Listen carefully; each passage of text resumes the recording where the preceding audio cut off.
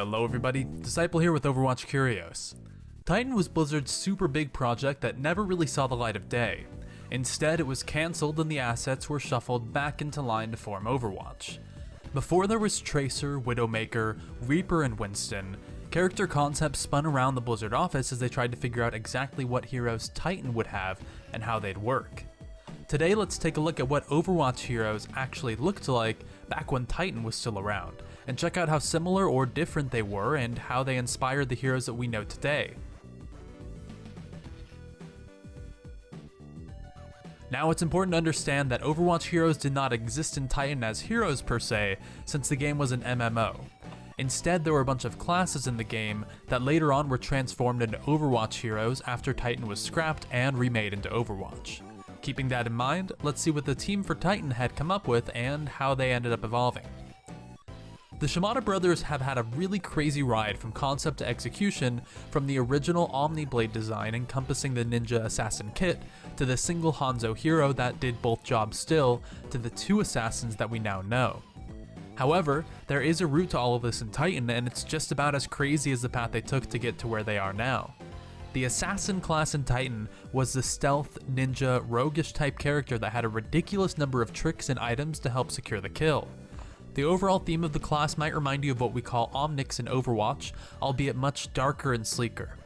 It's not even clear if the assassin is human, machine, or cyborg, though the face mask, shape of the appendages, and sharper corners of the design lean more towards a machine. The Eastern martial arts style theme dominates, giving the assassin a ninja-like appeal, and his kit follows suit, which looks a little bit like Genji. He's got a sword on his back for close range encounters as well, but it's likely he'd probably try and avoid those as much as possible. Instead, he uses his shuriken, which not only does explosive damage, but also doubles as a tracker, which is probably the inspiration for the revealing properties of the early Omniblade shurikens and Hanzo's sonic arrow. The assassin also has a pulley system on his back, which could easily allow him to ascend or descend surfaces like walls or cliffs, giving the class an ability not much unlike the wall climbing skills of Genji and Hanzo, and it even looks a little bit like Widowmaker's grappling hook. His left gauntlet allowed for a digital bow to be brought out, and his right gauntlet created digital arrows to be fired from it. Sticking with the stealth approach, the assassin had a personal cloak to keep him hidden, as well as abilities to escape and evade when in shadows around the environment. The stealth idea spawned from here, and transitioned into the Omniblade and then to the original Hanzo concept, until it was shelved and later brought back out for Sombra. The Assassin class had a huge impact on Overwatch simply because his robust kit would eventually inspire abilities for up to 4 heroes that we have on the roster today. Now, Reinhardt's a pretty big guy. He towers above just about every other hero in Overwatch, and his armor and weapons reflect the grandiose of his stature and attitude. There's a direct link from Titan that lends just about everything it has straight into Reinhardt, giving him his larger-than-life appearance. The Juggernaut class in Titan has always been conceptualized as a melee hero, and from the images, seems to actually be a power suit of some kind. You could call it armor, just like the armor that Reinhardt wears in a sense. The giant presence of the class just screams melee destructor, and the kit probably wouldn't have been too far off from what Reinhardt has either. You can easily see this class pummeling enemies with a large melee weapon, maybe knocking down walls and obstacles, and charging headfirst into battle.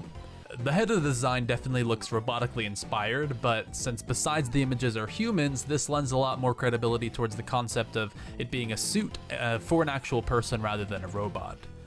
Given the human standing beside the suit has weapons of his own, we can guess that perhaps he could jump out of the suit, interact with the environment, or eject from the suit after it's destroyed, a lot like D.Va does as well.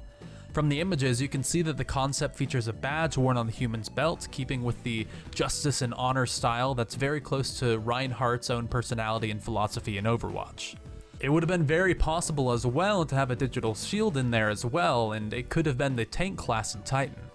Some have even speculated that the arms might be used to conjure weapons, or are all weapons themselves being powered to punch or pound enemies in the environment, as well as possibly be rocket accelerated to land a killing blow. The focus on the arms and gauntlets is reminiscent of another would-be hero to the Overwatch roster, Doomfist. Now, this is pure speculation of course, but you can definitely see the similarities here that were taken from the original game. Now, the Junkers have a lot of personality in their design, and it's no secret that the Overwatch dev team are fans of post-apocalyptic movies and comics like Mad Max. One design from Titan really looks and feels just like Junkrat in a lot more ways than one. The art shows more than one design idea for an obviously rebellious, scrap-hoarding killer that pieces together machines and stylish ornaments to bring the whole Outland Psycho approach to life. The class seems to mix melee weapons and firearms, as well as what looks like a huge rocket or projectile launcher. The Mad Max inspiration is further seen from the motorcycle design, the animal skulls, and the miscellaneous junk items like road signs and tires. One shot even looks as though the character's thin mohawk is on fire, which would be a huge giveaway for the Junkrat inspiration since his head's burning too. It's safe to assume that the class would have been some sort of mid-range brawler or skirmisher type class able to be effective at range or up close. Now, there's no clear weapon style like Junkrat's grenade launcher or concussion mine, but it's easy to see this class using both. Another interesting similarity is the concept that it seems to have a mutated arm. This would lead right to the story of the Junkers living in a radiated wasteland after a power plant explosion in the outback, just like what happened with our Australian friends. Now, Reaper's definitely a unique personality in the Overwatch roster, and his origins reach way back into Titan's early concepts. Holding on to the same name, the Reaper class in Titan looks very familiar to the hero that we play now in Overwatch. Right off the bat, you can easily identify the dual weapons that are a staple of the Overwatch hero, as well as all black attire complete with the signature hood. Under the hood is a mask with what looks like visual enhancement technology and a breathing apparatus all in the shape of a skull, as well as a skull symbol on the pants. The Reaper's body is very pale with surgical scars and technology spread all around. This follows the lore of Overwatch's Reaper, in that it's assumed that his supernatural powers are a result of bioengineering and augments that were used to bring him back to life. In other pieces of concept art, the Reaper class also has a scythe as its melee weapon, as well as a cloak further enhancing the name and theme that we see in Overwatch.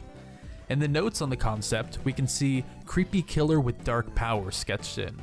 Now, it's safe to say that Reaper's wraith form, as well as his ability to absorb souls, could have stemmed directly from this idea because that's definitely pretty creepy and dark.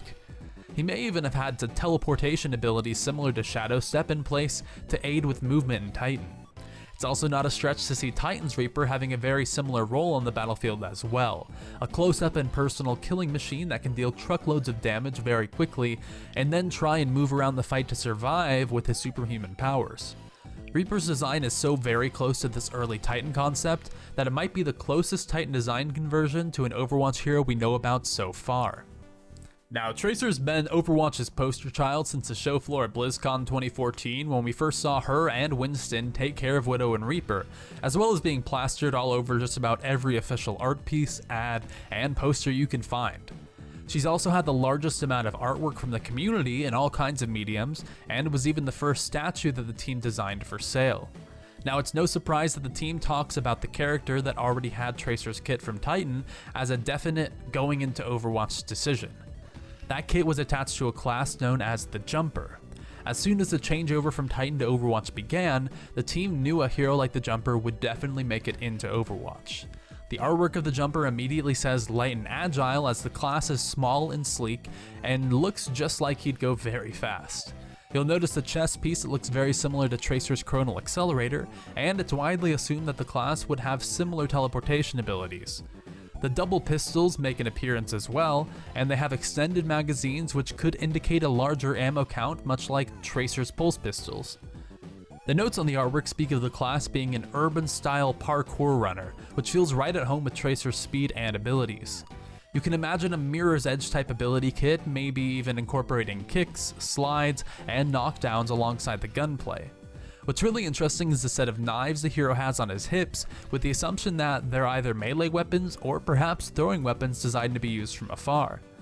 Now, it's unknown whether the device on the Jumper's chest is a Chronal related device or something else, but you can imagine Tracer's kit in a more urban style setting, blinking across rooftops and over obstacles pretty easily, and maybe recalling if things get too hairy as your oops button. Now, each one of these classes from Titan share visual, conceptual, and kit ideas from the heroes that we know and love on the roster today. It's super easy to see what our favorite heroes began as, even in a very limited capacity. Maybe in the future, Blizzard could open up a little bit more about the design of Titan and the eventual swap to Overwatch, and we could see even new assets pop up here and there.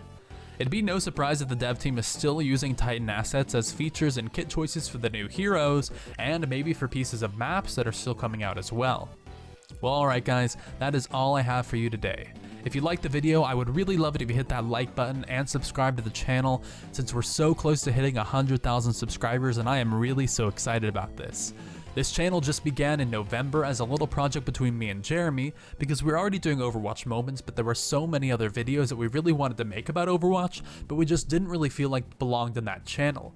We really wanted to lend our own voices to the Overwatch community and talk about the things that interested us, and so we started Overwatch Curios, and it has been going way better than we ever expected. So thank you guys so much for subscribing to the channel, for watching our videos, and for joining us on this journey.